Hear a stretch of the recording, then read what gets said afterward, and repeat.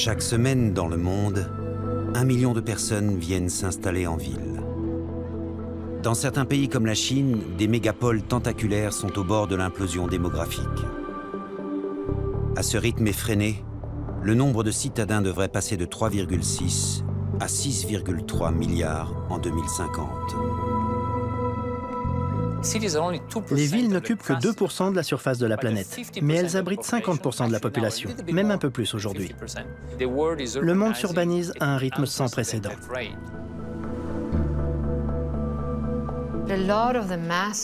La plupart des grands mouvements d'urbanisation sont dus au fait que des populations ont été chassées de leur campagne.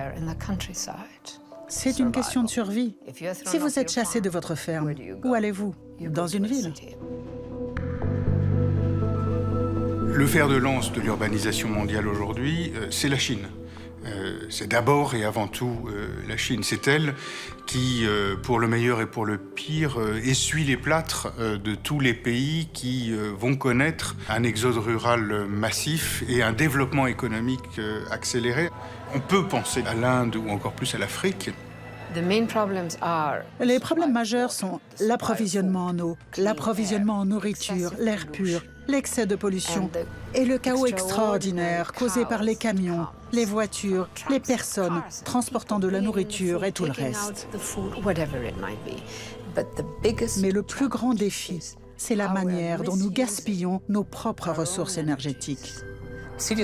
Les villes représentent 75% de la consommation énergétique et 80% des émissions de CO2.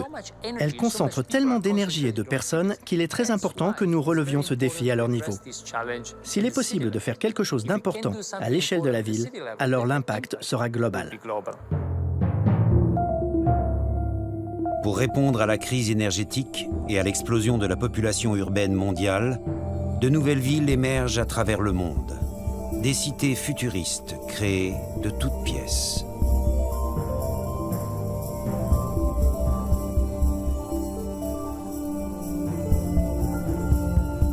En Corée du Sud, en Chine, en Arabie Saoudite, à Abu Dhabi ou encore en Russie, des villes d'un genre nouveau sont aujourd'hui en chantier.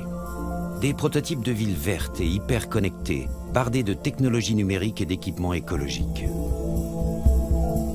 Leurs concepteurs les présentent comme des laboratoires vivants du futur, des cités idéales. Mais ces villes sont-elles vraiment efficientes, vivables, ou ne sont-elles que de nouvelles utopies urbaines vouées à l'échec?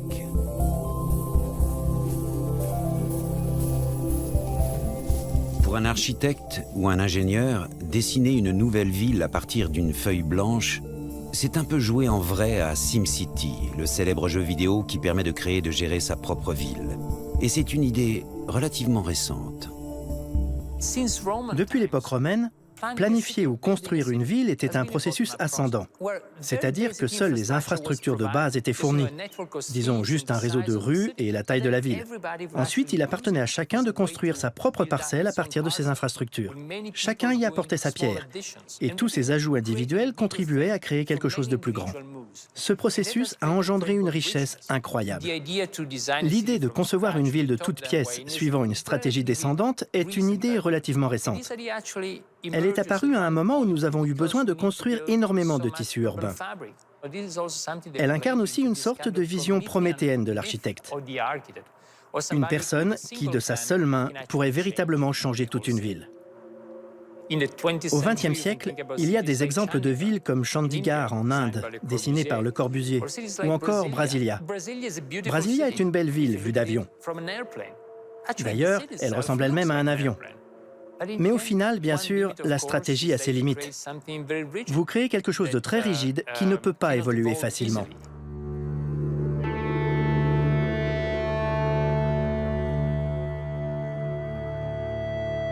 Les villes nouvelles ont souvent été un échec par le passé, un mirage. Mais le rêve d'en bâtir n'a pas disparu.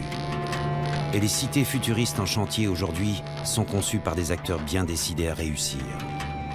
En novembre 2013, 150 d'entre eux se sont donné rendez-vous en Arabie Saoudite dans la ville économique du roi Abdallah. Une ville qui émerge du désert, au bord de la mer Rouge. C'est ici qu'est organisé le premier forum international sur les nouvelles villes, avec un titre en forme de programme, City Quest, la quête de la ville. Over the next 2 days, we will be hearing from the builders of the most ambitious new cities in the world. Urban Laboratory of King Abdullah Economic City really grounds this debate in reality. So we are particularly excited to have this discussion here that will address the key challenges and opportunities that face the builders of these new cities and their partners. Si on construit une ville en partant de zéro, on a l'avantage de sauter des étapes. Il n'y a pas de base installée. Mon patron dit souvent « Dieu a créé le monde en 6 jours et puis il s'est reposé le 7e jour parce qu'il n'avait pas de base installée. » Quand vous en avez une, c'est difficile de refaire les choses. Voilà pourquoi c'est plus compliqué dans des villes comme Londres, Paris, Bombay ou Shanghai. Alors qu'en créant une ville de toutes pièces, l'avantage c'est qu'on peut sauter des étapes et on peut intégrer les systèmes. En revanche, l'inconvénient, c'est de ne pas avoir d'identité. Il n'y a aucune base. Les gens ne vous connaissent pas. Vous devez la construire et ça prend du temps.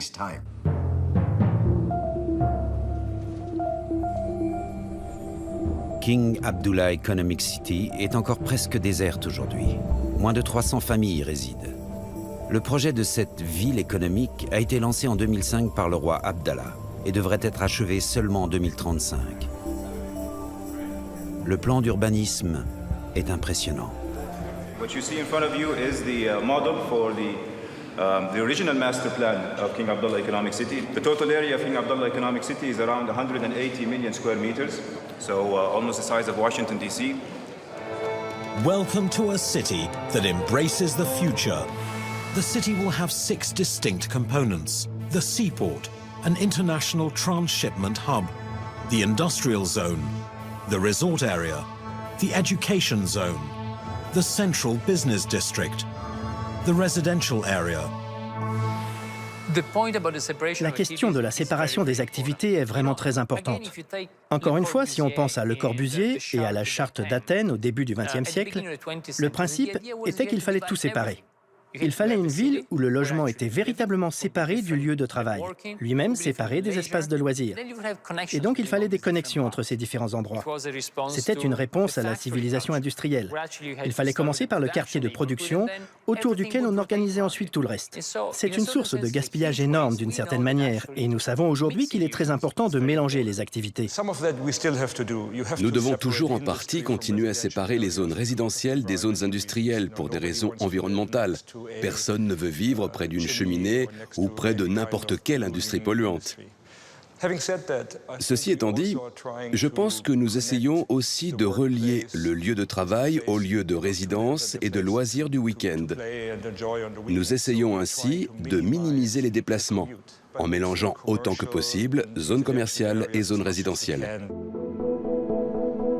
Dessiner une ville à partir de zéro, ex nihilo, permet ainsi aux concepteurs de penser librement la mixité des activités pour limiter les déplacements, les gaspillages d'énergie et de temps.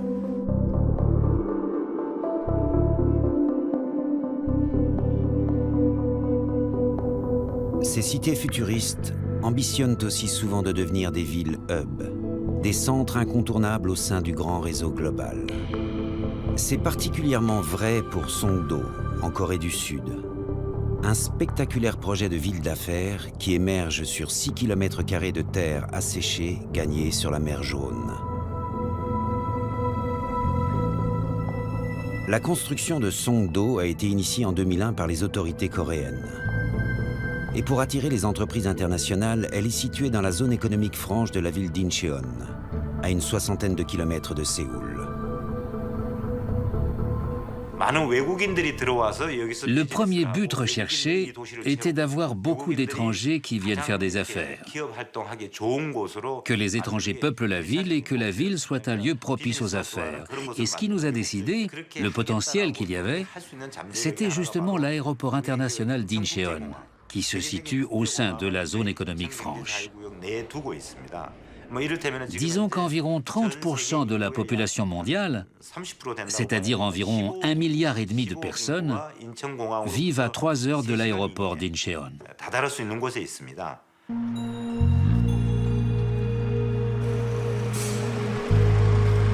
Ce projet de ville-aéroport, d'aérotropolis, à mi-chemin entre la Chine et le Japon, devrait pouvoir accueillir 65 000 habitants à terme, en 2020. Aujourd'hui, un peu plus de 20 000 personnes s'y sont installées. Avant de venir à Songdo, je vivais ailleurs, près de Séoul. Ça fait environ 2 ans et demi que j'ai emménagé à Songdo. La raison pour laquelle je suis venue ici, c'est mon mari. D'abord parce qu'il enseigne à l'université d'Incheon et surtout parce qu'il est canadien. Comme il est canadien, je pressentais qu'il devrait souvent voyager. Donc, on a décidé de venir vivre ici, près de l'aéroport. Parce qu'on est à 20 minutes seulement de l'aéroport. En bus, c'est 20 minutes. Alors, ça donne l'impression que le Canada est moins loin. Et puis, ma petite sœur vit à Pékin, en Chine. Pour attirer des habitants dans cette ville sans passé, les concepteurs de Songdo se sont inspirés du paysage urbain de célèbres villes du monde. La tour NIT, le plus haut bâtiment de Corée, 305 mètres, ressemble au nouveau World Trade Center de New York. Le Centre international de conférences, lui, est directement inspiré de l'Opéra de Sydney. Des bâtiments emblématiques dessinés par le cabinet d'architectes new-yorkais KPF, qui a élaboré le plan directeur de la ville. Nous avons conçu et construit 40% des plus hauts bâtiments du monde. Songdo est un patchwork ou un collage de nombreux modèles de construction urbaine et d'urbanisme. Par exemple, les canaux d'Amsterdam.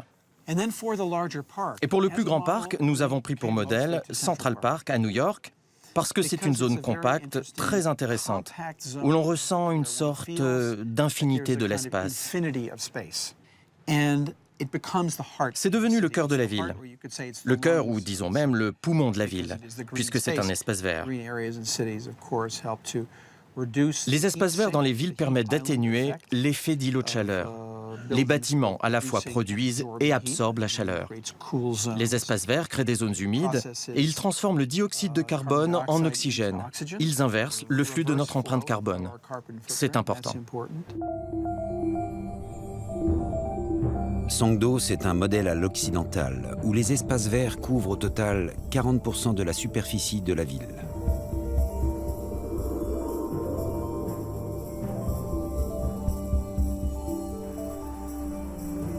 Les cités du futur accordent toutes une grande place à l'environnement. L'enjeu, c'est à la fois d'améliorer la qualité de vie des citadins et de réduire la concentration de dioxyde de carbone dans l'atmosphère, qui n'a jamais été aussi forte aujourd'hui qu'au cours des 2,5 millions d'années passées. La question est particulièrement sensible en Chine, qui est devenu le premier émetteur mondial de gaz à effet de serre et qui développe des dizaines de projets d'éco-cités. Le plus gros chantier se trouve à Tianjin, à 150 km au sud de Pékin.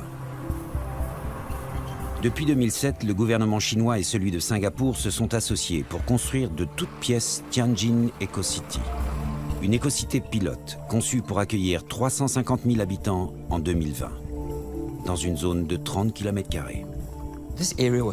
On a choisi cette zone parce que c'était une terre non cultivable, qui manquait d'eau douce.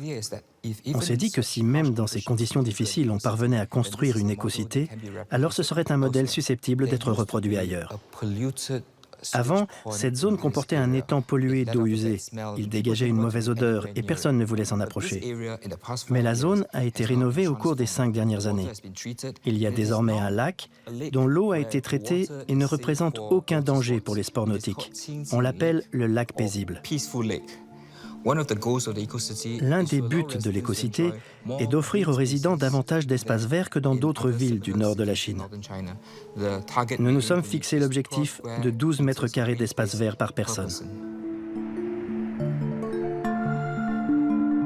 Aujourd'hui, 1/5 du projet est construit.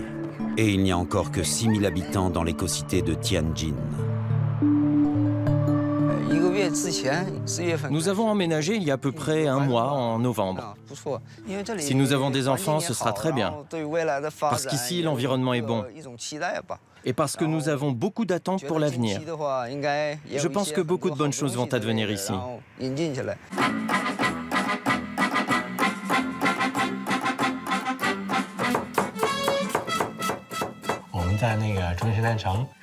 Nous habitons dans l'éco-cité depuis 2 ans. La principale raison pour laquelle nous sommes venus, c'est notre fille. Nous voulons lui donner un environnement sain. Je suis vraiment très contente d'être venue habiter ici, parce qu'il y a des espaces verts. En plus, j'adore le vert, les couleurs des fleurs lorsqu'elles éclosent. J'adore aussi regarder les oiseaux voler dans le ciel. Ailleurs, on ne peut pas les voir parce qu'il y a trop de pollution. C'est pour ça que j'aime beaucoup vivre ici. Tianjin Eco-City ambitionne de devenir un modèle de cité écologique. C'est un chantier gigantesque de près de 30 milliards d'euros. La construction des nouvelles villes représente des investissements colossaux et repose souvent sur des partenariats publics-privés entre gouvernements et entreprises. Le problème, c'est que le secteur public n'a pas les fonds. Il y a besoin de 60 000 milliards d'euros ou de dollars d'investissement dans l'infrastructure. Et sur les marchés de finances publiques, il n'y a que 3 000 de disponibles. Donc il y a un manque de 57 000 milliards d'euros, ce qui est colossal. Donc forcément, le secteur privé va devoir intervenir. Ici, King Abdullah Economic City, la stratégie a été faite très largement par l'État saoudien. Seulement, la construction de la ville est faite par des entreprises privées. C'est le géant Emaar Properties qui dirige les opérations, l'une des 2 grandes sociétés immobilières de Dubaï. Et le budget est pharaonique. La construction de cette ville coûte 100 milliards de dollars. C'est la première fois dans l'histoire qu'une ville de cette taille est entièrement privatisée. L'un des principaux objectifs est de diversifier l'économie saoudienne qui est basée sur le pétrole. Nous possédons 25% des réserves de pétrole de la planète, mais seulement 2% des industries du secteur énergétique. Nous devons changer cela. Nous essayons de faire de King Abdullah Economic City un centre logistique mondial en créant un mégaport. La ville a attiré 60 entreprises internationales et nationales. À long terme, notre objectif est d'y accueillir 2 millions d'habitants et de créer 1 million d'emplois. En Corée du Sud, la construction de Songdo est aussi entièrement financée par le secteur privé, par un consortium qui réunit des entreprises coréennes et américaines. C'est le promoteur immobilier Gale International qui est chargé de développer le cœur de la ville.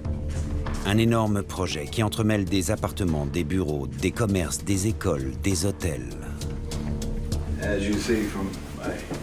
Comme vous pouvez le constater, je peux suivre depuis ma chambre la progression du chantier de la tournite. Tous les jours. Ça me plaît beaucoup de regarder la ville se construire. Je vois aussi beaucoup de constructions inachevées que nous devons terminer et peupler. Nous évaluons à environ 35 milliards de dollars le coût du chantier.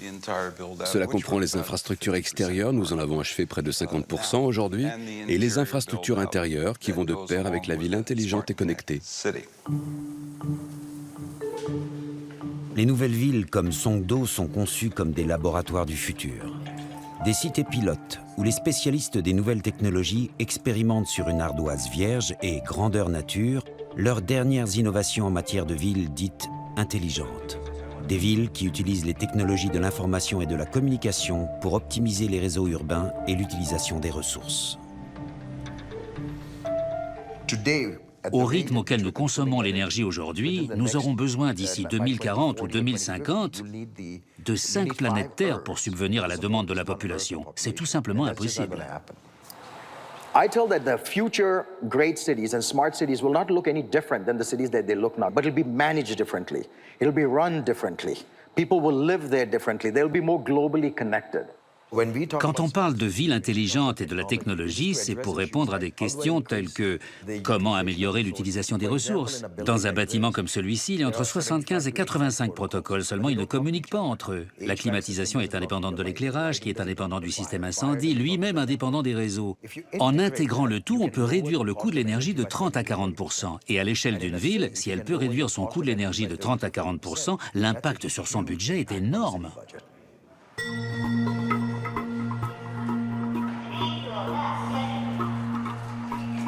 Avec Cisco et d'autres compagnies de technologie, les Coréens ont construit à Songdo la première U-Cité au monde. Une ville ubiquitaire, où tout est connecté. Des millions de capteurs sont disséminés dans toutes les infrastructures, tous les bâtiments, et sont reliés en réseau à un ordinateur central qui gère la plupart des services de la ville pour la rendre la plus efficiente possible.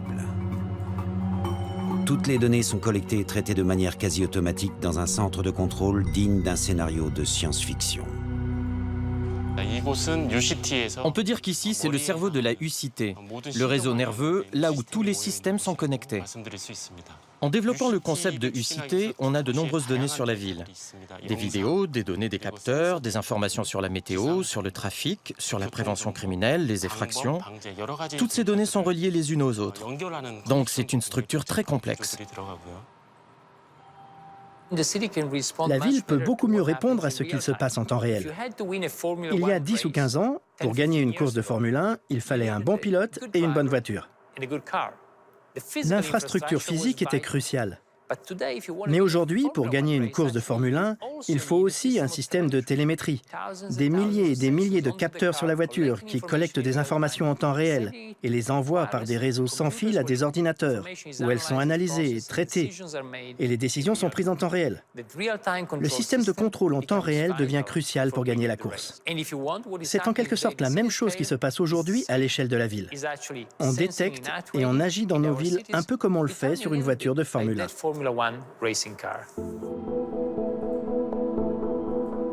Les villes d'aujourd'hui sont engagées dans une course contre la montre face à l'épuisement des énergies fossiles et à l'augmentation des émissions de gaz à effet de serre responsables du changement climatique. Les nouvelles villes tentent de relever au mieux le défi, en s'équipant de ces centres de contrôle qui leur permettent d'économiser leurs ressources et en développant de plus en plus les énergies vertes. En Chine, Tianjin Eco-City s'est fixé pour objectif d'utiliser 20% d'énergie renouvelable d'ici à 2020. Les 5 éoliennes derrière moi, nous les avons installées fin 2011 à Tianjin Eco-City, dans le cadre d'un projet pour convertir la puissance du vent en électricité. La capacité de production totale du projet est de 4,5 MW. La production d'électricité totale doit satisfaire la consommation électrique annuelle de 2000 foyers de la ville. Comme Tianjin n'est pas beaucoup exposé au vent, parmi les énergies renouvelables qu'elle utilise, la proportion de l'énergie géothermique et de l'énergie solaire est plus importante.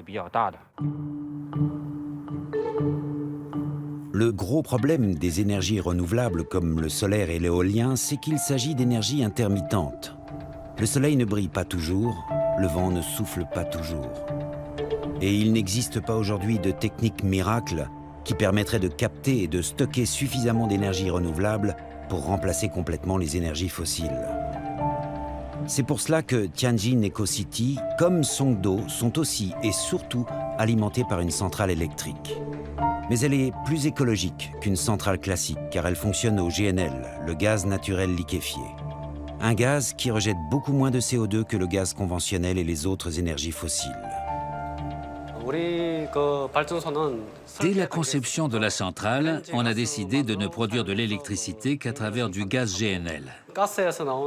On peut dire qu'il n'y a presque pas de substances nocives pour l'environnement dans ce gaz.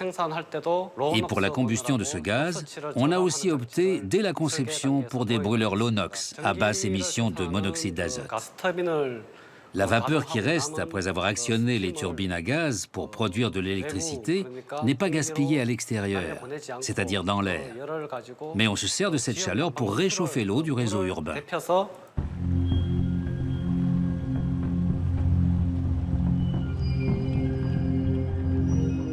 Les technologies déployées dans la ville permettent de réduire son empreinte énergétique.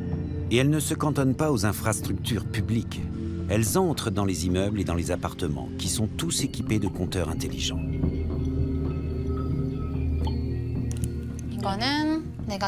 Ici, on peut voir notre consommation en gaz, la sécurité, le chauffage, l'eau, l'électricité.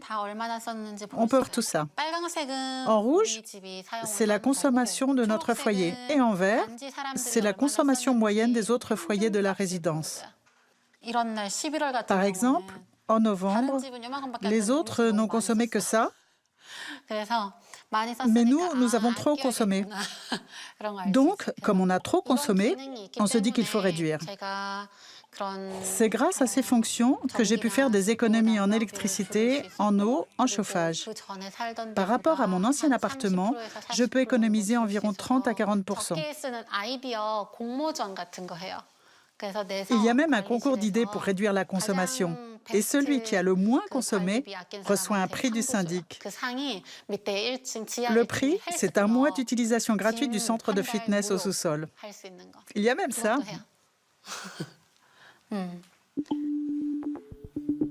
Grâce à ces compteurs intelligents, les habitants peuvent réduire leur consommation. Les agents de la municipalité, eux, peuvent optimiser l'utilisation des ressources. Ils peuvent connaître en temps réel la consommation d'énergie de chaque immeuble, adapter la production à la consommation, rediriger l'énergie entre les bâtiments. Et cette gestion intelligente des ressources concerne aussi le réseau d'eau de la ville. En cas de fuite d'eau, c'est important de réagir vite. Donc, chaque tuyau est équipé d'un capteur qui contrôle la pression du débit. Et lorsque le débit est très faible, on soupçonne un risque de fuite. Donc, on envoie un message à la direction de la gestion technique ou à l'organisme compétent pour qu'il puisse intervenir au plus vite. Un tiers des ressources en eau des villes du monde est gaspillé dans les tuyaux. Donc, nous essayons de réfléchir de manière plus intelligente à comment préserver notre eau, en limitant son utilisation, mais aussi grâce à nos systèmes de tuyauterie. Et nous aurons une usine de désalinisation pour transformer l'eau de mer en eau douce. En Arabie Saoudite, nous devons réfléchir à l'eau en termes de durabilité, parce que nous en avons si peu.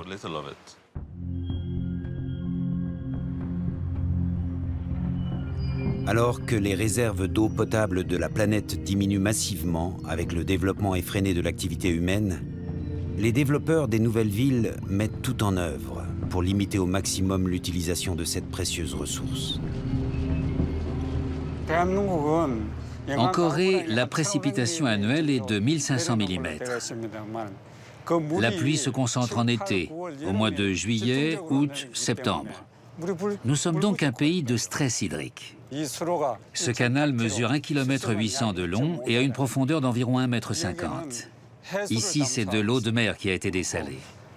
Et on a un système grâce auquel l'eau usée n'est pas complètement rejetée, mais 40% de celle-ci est recyclée.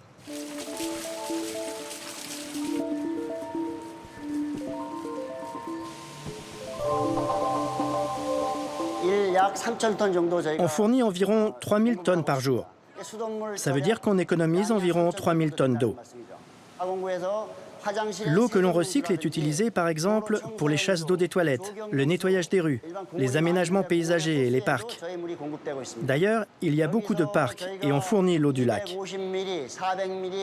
Il y a 22,3 km de tuyauterie au total, mesurant 250 ou 400 mm de diamètre. Et cela forme une espèce de toile d'araignée. Dans les villes existantes, à cause des tuyauteries déjà en place, c'est difficile de construire ce genre de système.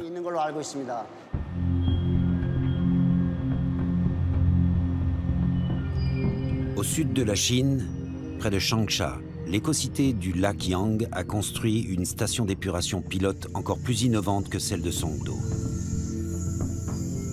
Elle utilise des plantes aquatiques pour éliminer les micropolluants qui se retrouvent dans les eaux usées traitées par les stations d'épuration classiques.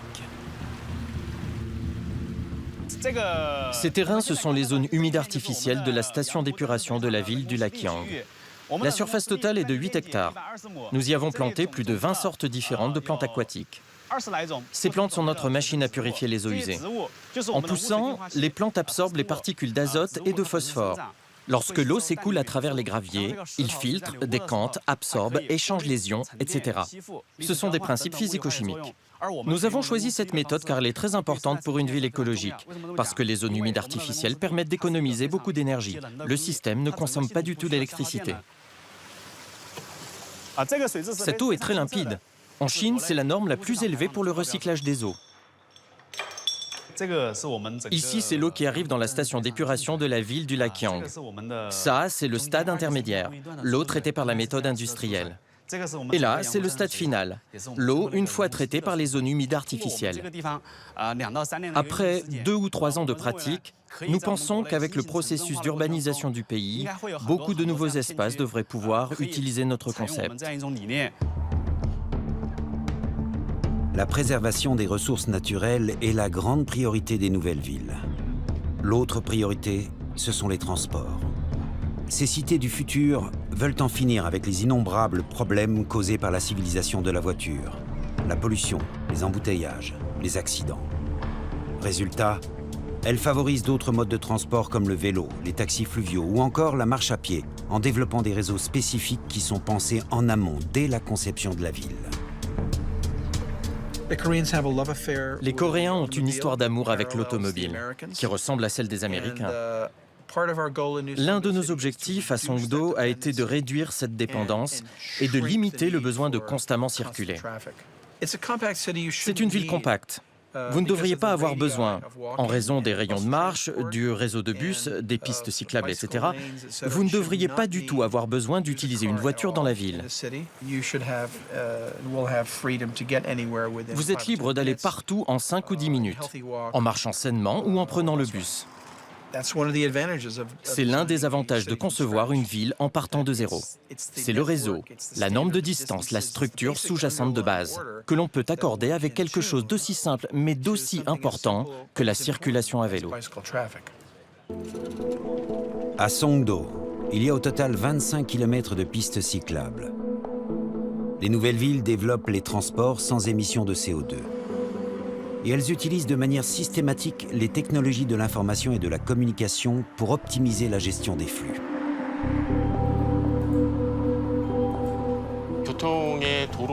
Grâce aux caméras et aux capteurs au sol, on surveille en temps réel la vitesse des voitures et les embouteillages. Avec ces données, on peut réguler automatiquement les feux de signalisation. Dans les zones où il y a des bouchons, on laisse les feux au vert plus longtemps. Et dans celles où c'est fluide, on passe alors les feux au rouge. Ça permet de décongestionner le trafic. Puis, lors d'un événement imprévu ou d'un accident, on diffuse tout de suite cette information sur les smartphones des conducteurs ou sur les panneaux d'information pour que les gens puissent contourner la zone de l'accident. En ce qui concerne les zones où le stationnement est interdit, si une voiture se gare à cet endroit, une caméra le détecte automatiquement et transmet l'infraction au centre de contrôle. Comme le système est automatisé, l'amende est directement envoyée. La fluidité de la circulation permet à Songdo d'être moins gourmande en énergie et de rejeter moins de gaz à effet de serre. Et pour désengorger encore plus le trafic, les ingénieurs ont fait disparaître les camions poubelles. La collecte des déchets est assurée par des poubelles pneumatiques et un vaste réseau de tuyaux souterrains.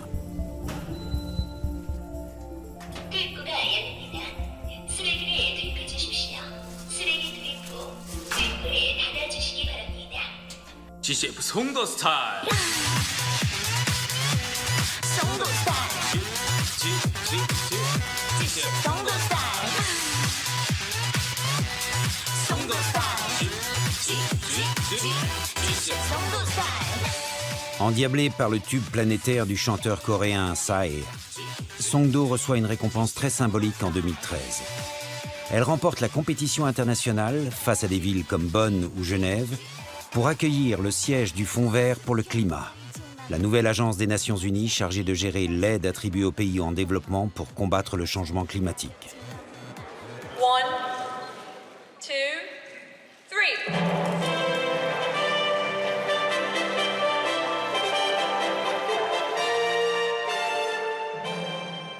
존경하는 내외 귀빈 여러분, 기후변화는 내일의 문제가 아니라 지금 지구촌 모두가 당장 행동에 나서야 하는 오늘의 문제입니다. 온실가스가 지금의 추세로 계속 배출될 경우 금세기 말에는 지구 온도가 평균 3.7도씩 상승하고 앞으로 녹색 기후 기금이 기후변화 대응의 핵심 기구로 성장해 나가기를 기대하고 있습니다.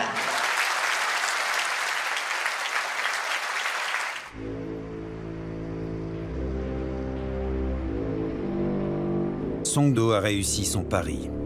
Elle a gagné son statut de ville verte modèle. Mais ces nouvelles villes, bardées de capteurs et d'ordinateurs, sont-elles vraiment des cités idéales comme les présentent leurs concepteurs? Des utopies modernes en train de devenir réalité? Quand on pense aux villes intelligentes et qu'on se demande quel est le plus grand risque, eh bien, sur le papier ou sur l'écran, on dirait qu'ils ont réfléchi à tout. Que tout peut être contrôlé, souvent par une entreprise. Mais lorsque vous implantez dans tous ces bâtiments des systèmes techniques qui font tout fonctionner, et si vous pensez au fait que le rythme d'obsolescence de ces systèmes est très différent de celui des pierres avec lesquelles ces bâtiments ont été construits, alors vous avez un problème. L'un des risques, c'est que nos villes deviennent comme des ordinateurs à l'air libre. Nos voitures deviennent comme des ordinateurs sur roues. Et nous savons tous ce qui arrive quand notre ordinateur attrape un virus et tombe en panne. Mais si c'était votre ville ou votre voiture qui attrapait un virus et tombait en panne? Évidemment, ce sont donc des zones de vulnérabilité, donc ce sont des points d'attaque possibles. Pour des militaires, pour des terroristes, ou à des fins beaucoup plus économiques, dans des contextes de délinquance, de banditisme, etc. Ça, c'est clair, et ça arrivera. Il y aura toujours ce qu'on appelle le terroriste non parrainé par un État. Les pirates qui vont s'introduire et vous serez... Ça va être la règle à l'avenir. Je ne crois pas que nous arriverons un jour à un stade où il n'y aura plus aucun bug, où il n'y aura plus aucune erreur. Mais je pense que les systèmes de sécurité intégrés entreront en jeu, c'est-à-dire que nous pourrons les détecter et les interpréter. Donc nous devons créer des redondances dans le système, nous devons construire les sécurités. C'est une priorité numéro 1, non seulement pour Cisco, mais aussi pour les IBM du monde entier, pour les villes et les gouvernements. Pour les entreprises de technologie, la ville est souvent réduite à une série de problèmes qui attendent juste d'être résolus grâce à leurs logiciels et leurs réseaux. Elles se disputent le marché très juteux des villes intelligentes et considèrent les nouvelles villes comme des vitrines technologiques, des showrooms. C'est un business. Actuellement, nous sommes face à un business de fabrication de villes. Et ces entreprises préfèrent de plus en plus vous vendre des villes entières dont elles gardent ensuite le contrôle. Entretien et maintenance, c'est la manière douce et acceptable de présenter les choses. Et ça offre ainsi une source de revenus continue. There is money to be made, but the monetization of big data is not very clear. Lots of money to be made. In fact, lots of money. What I'm saying is that the target that I gave the company in 2017, I'm going to cover at the end of this year. Le marché des villes intelligentes est d'au moins 400 milliards de dollars. C'est un énorme marché. Si on considère seulement la croissance de la population ou l'exode rural des populations, vous savez, rien qu'en Inde et en Chine, 800 millions de personnes vont migrer dans les 20 prochaines années. 800 millions. Et toutes ces villes doivent être construites rapidement. Ils n'ont pas 100 ans devant eux pour construire un Londres ou 100 ans pour construire une Philadelphie. Il faut le faire en 8 ou 10 ans. Et pour le faire en 8 ou 10 ans, il vaut mieux réfléchir en termes de modèles reproductibles. Cela ne signifie pas que toutes les villes se ressembleront, mais les principes devraient être similaires. Stan a eu l'idée de se demander comment construire une ville en kit, pour pouvoir la redimensionner et la reproduire très rapidement. Donc il a rassemblé toutes ces idées dans un concept qu'il a ensuite vendu. À ce jour, nous avons eu des visiteurs de plus de 50 villes, beaucoup de Chine, d'Inde et du monde entier. Et j'ai dû ralentir les visites. On ne pouvait plus travailler ici. Nous avions un maire en visite chaque semaine. Et bien sûr, c'est beaucoup de préparation. Il faut les inscrire, signer le protocole d'entente pour partager nos idées, ce qu'on a fait avec ces villes. Mais j'ai une équipe de 200 personnes ici. Et la moitié d'entre elles sont indisponibles car elles s'occupent des visites guidées. Nous avons déjà exporté le modèle de la ville en Équateur, il y a 3 ans.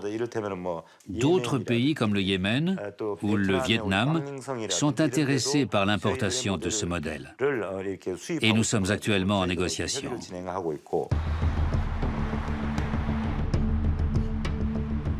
Les Coréens comme les Américains ne cachent pas leur volonté d'exporter leur modèle de ville verte en kit. Et les municipalités chinoises se montrent très intéressées.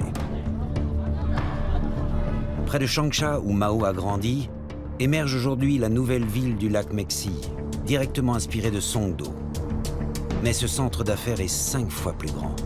Et il devrait accueillir non pas 65 000, mais 500 000 habitants. Comme en Corée, le plan d'urbanisme a été conçu par les New-Yorkais Gale et KPF. Notre travail au lac Mexi a été d'apprendre de l'exemple de Songdo pour aller encore un peu plus loin, en termes de planification environnementale, d'aménagement du paysage, de transport, etc. Il y a un lac. L'ironie de l'histoire, c'est qu'il avait été drainé par Mao pour créer des terres agricoles. Mais aujourd'hui, nous en refaisons un lac. L'une des raisons, c'est qu'il y a d'importantes inondations dans cette région chaque année. Elles causent vraiment beaucoup de dégâts. Le lac crée une sorte de réservoir d'eau qui contribue à y remédier. Il est donc d'une grande utilité. Il offre aussi un nouveau réseau de transport pour les habitants. Les bateaux peuvent le sillonner d'un point A à un point B, à un point C. Tout le monde devrait pouvoir aller au travail en taxi fluvial. Nous travaillons maintenant dans 25 grandes villes en Chine et je me rends compte de l'importance de cet exercice au lac Mexi. Elle est énorme.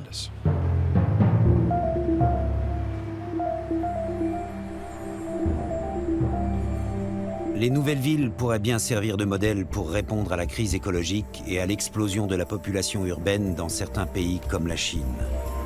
Mais quel est l'impact de ces villes laboratoires ultra connectées sur le mode de vie des citadins? Je me dis parfois qu'on est trop dépendant des machines. Mais la vie est devenue un peu plus simple. Tous ces petits détails, utiliser un seul pass pour sortir du garage, pour rentrer chez soi, pour utiliser les équipements en bas, le centre de fitness, le golf, le sauna, la bibliothèque, tout.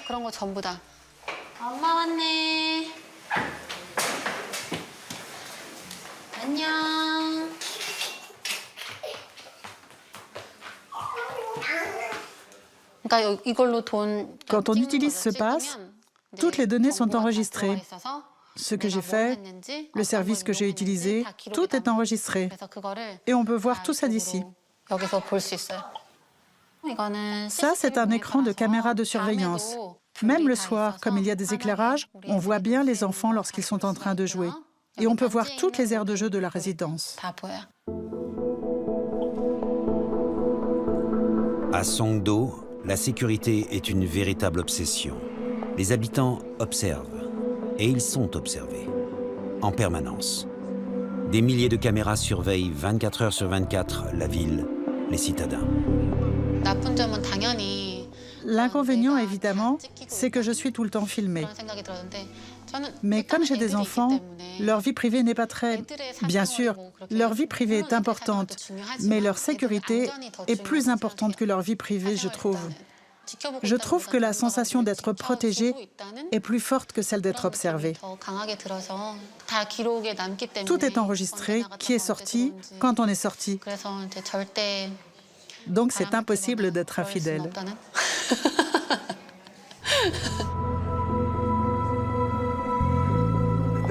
Les caméras vont bientôt devenir intelligentes.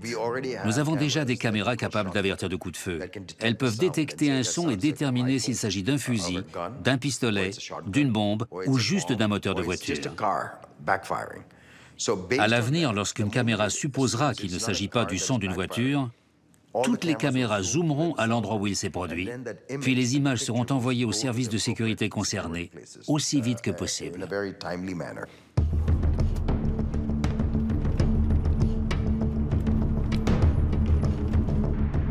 Les nouvelles villes sont un rêve pour certains. Mais pour d'autres, elles font figure de cauchemar orwellien, de Big Brother venant menacer la vie privée des citadins et leurs libertés individuelles. La Chine construit des dizaines de nouvelles villes.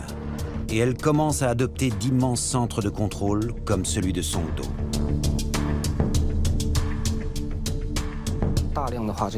Il y a énormément de caméras de surveillance, à chaque carrefour et à chaque portion de route. C'est le gouvernement qui a voulu et conçu cela. Un système de contrôle d'une telle ampleur possède une quantité importante de données, des données originales. Nous devons transférer toutes les données récoltées ici à notre centre de données. Ainsi, à l'avenir, nous pourrons les gérer et les sécuriser. Ces données serviront de base pour les systèmes intelligents.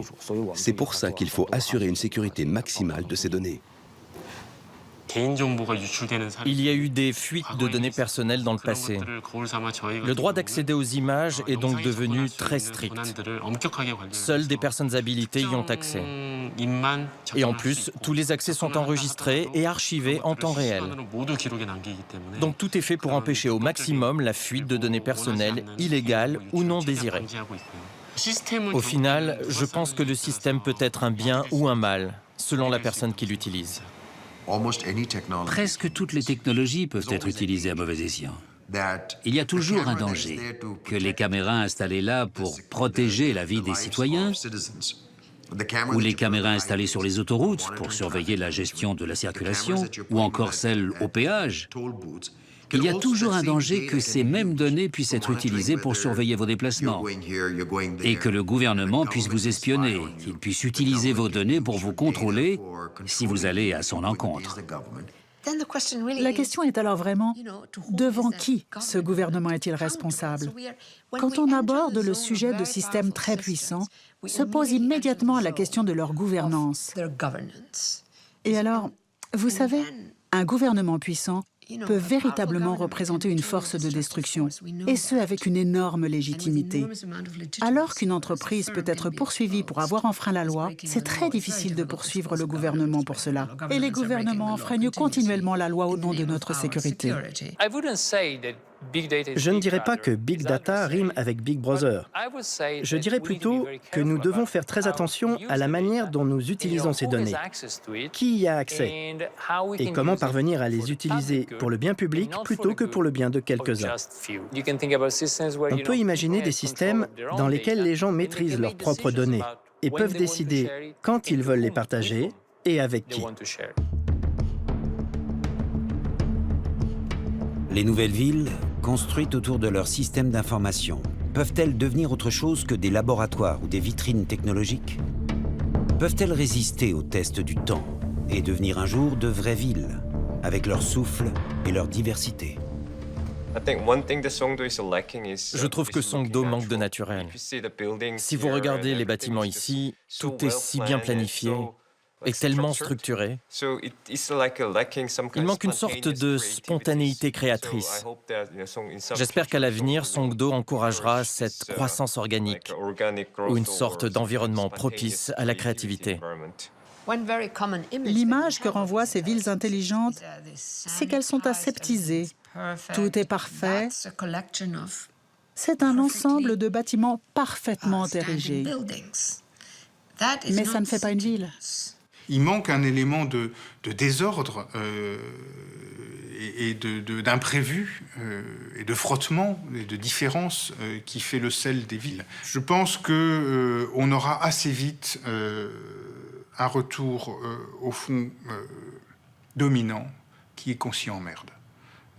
Je pense que ce sera ça la clé de la transformation des nouvelles villes en vraies villes ou en désert. Ce sont des villes pour personnes aisées, qui n'ont pas de problèmes économiques. C'est extrêmement homogène et la conséquence de l'homogénéité, c'est qu'il faudra fermer. Il faudra les protéger du reste. Pas seulement parce qu'ils seraient dangereux, méchants, etc., mais parce que forcément, les autres, ceux qui sont dehors, ne sont pas venus dans cet endroit-là avec la même logique, la même volonté, la même culture, et donc vont déranger le bel agencement. Ils vont venir avec des grosses voitures alors qu'on a dit qu'on était tous en hybride. La plupart de ces villes, ce sont à peu près toutes des enclaves.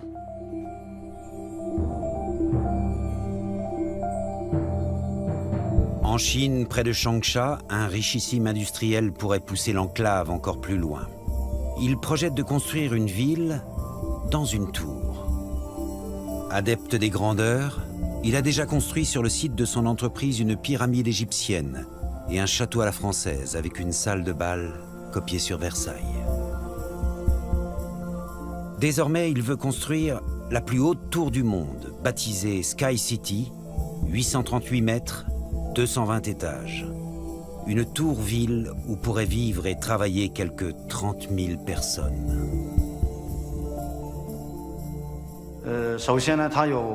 Elle possède plus de 4000 appartements, plus de 200 chambres d'hôtel, plus de 100 000 mètres carrés d'hôpitaux et de structures éducatives, plus de 10 000 mètres carrés de jardins intérieurs. Son premier atout, elle économisera beaucoup d'espace. Nous réduisons de 100 fois la surface urbaine par habitant. Deuxièmement, en ce qui concerne la vie quotidienne et le travail au sein de ce bâtiment, nous espérons que les ascenseurs permettront de résoudre complètement les problèmes d'embouteillage. Nous espérons pouvoir créer pour la Chine, l'Inde et d'autres pays en phase d'urbanisation un meilleur cadre de vie.